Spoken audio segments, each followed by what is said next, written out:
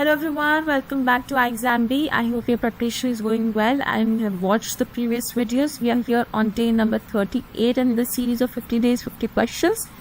I hope you have been watching these videos and preparing along with me all the different concepts that I have discussed in my previous videos. Let's start with day 38 question.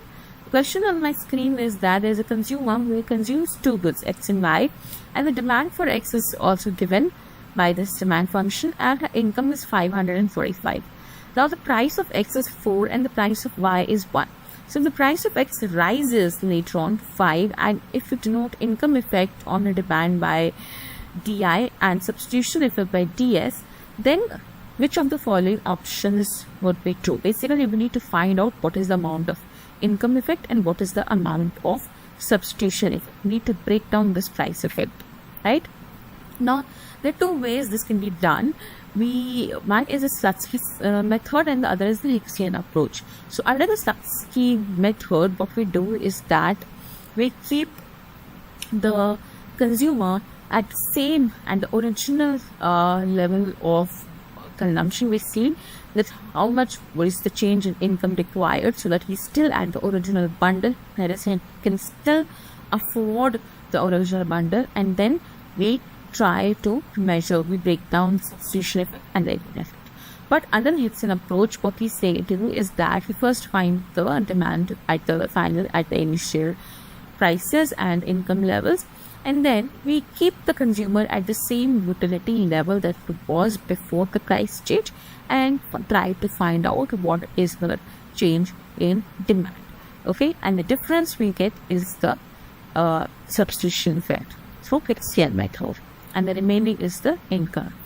So we are going to here use the Slutsky approach to find this. So let's try to solve this. How are we going to do it? So we are given the demand function as 0.05 m minus 5.35 px. Okay, and m is 545. This final px is 12.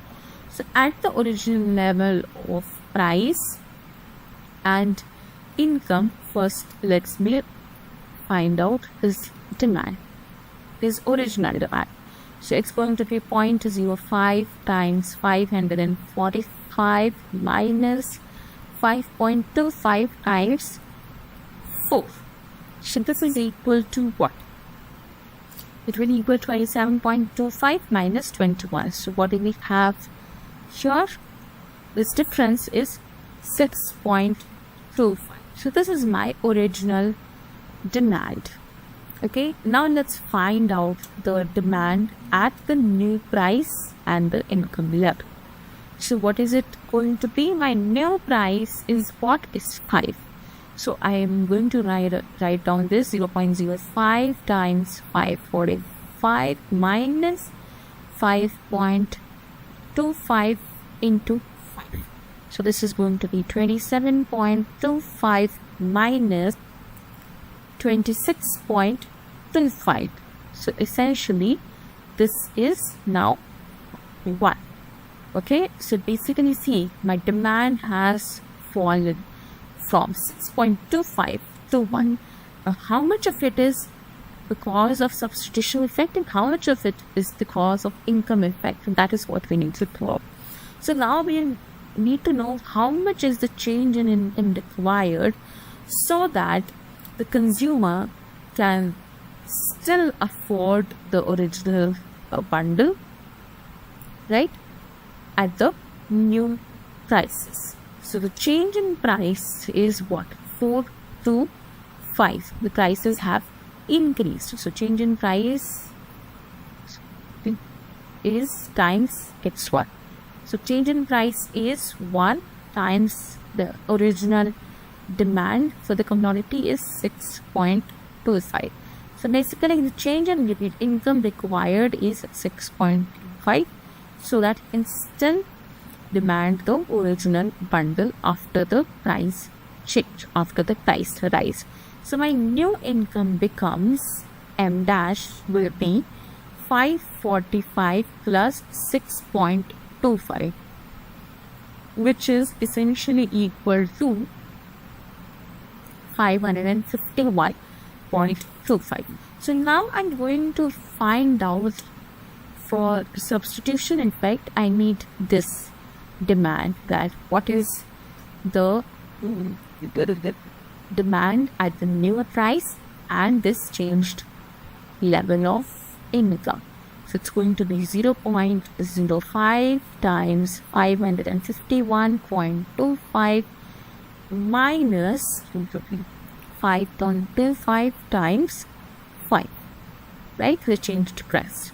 So this is going to be essentially equal to 26.25 we learned, and this when you multiply it is 27.5635.